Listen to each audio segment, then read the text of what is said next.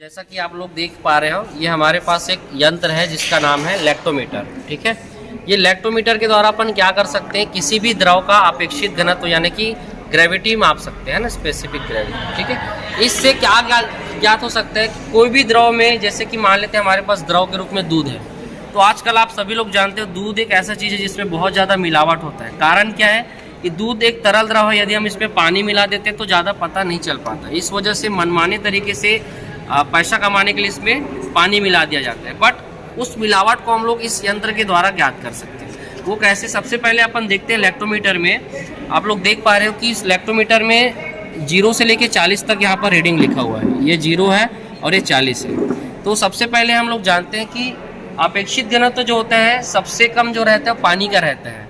ठीक है, यदि हम लोग इस यंत्र को पानी में डुबोएंगे तो ये जो यंत्र है वो पूरी डूब जाएगी, यानी कि ये जो 0 वाला पॉइंट है ये पूरा इसमें डूब जाएगा।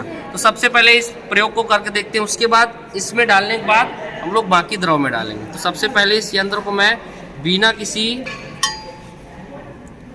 देखिए जैसे कि आप लोग देख पा रहे हो कि ये जो है पूरी तरह जो 0 है वो डूब पा रहा है ना।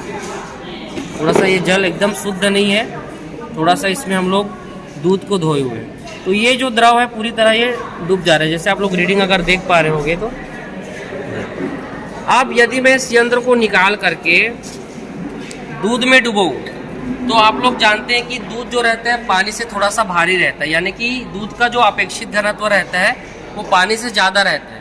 मतलब ये यंत्र दूध में डुबाने पर पूरी तरह नहीं डूबेगा।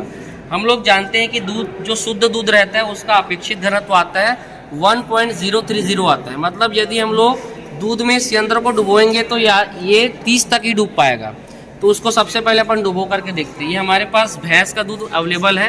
भैंस के दूध में यदि हम इस यंत्र को डुबाते हैं, ध्यान रहे डुबाते समय ये जो यंत्र है वो गिलास की दीवारों से चिपक ना पाए। तो यदि मैं इसको छोड़ दूं तो आप लोग देख पा रहे हो कि इस यंत्र का जो रीडिंग आ रहा है वो कहीं न कहीं 0 के आसपास ही आएगा, 0.3 के आसपास आएगा, जैसे स्पष्ट रूप से आप लोग को दिख पा रहे हैं। ठीक है, अब यदि ये शुद्ध दूध है, अब यदि मैं इसी में पानी मिला दूं, क्योंकि हमारे पास पहले से ही पानी मिला हुआ दूध है, यहाँ पर आप देख पा रहे हो ये गाय का दूध है और इसमें हमने लगभग आधा ग्लास पानी और आधा ग्लास दूध डाला था। यदि मैं इसमें डालता हूँ तो मिले हुए दूध का क्या खासियत रहता है, ये जो लैक्टोमीटर है वो शुद्ध दूध में 30 तक जा रहा था, रीडिंग 30 तक ही डूब पा रहा था। यदि हम लोग इस पर डुबोएंगे तो ये और ज़्यादा डूबेगा।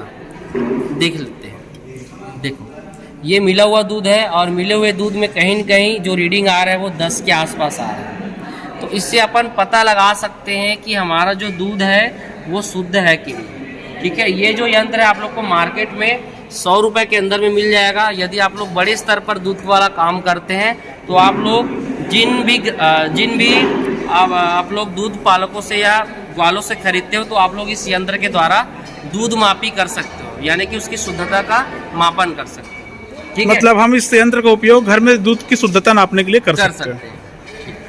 Thank you.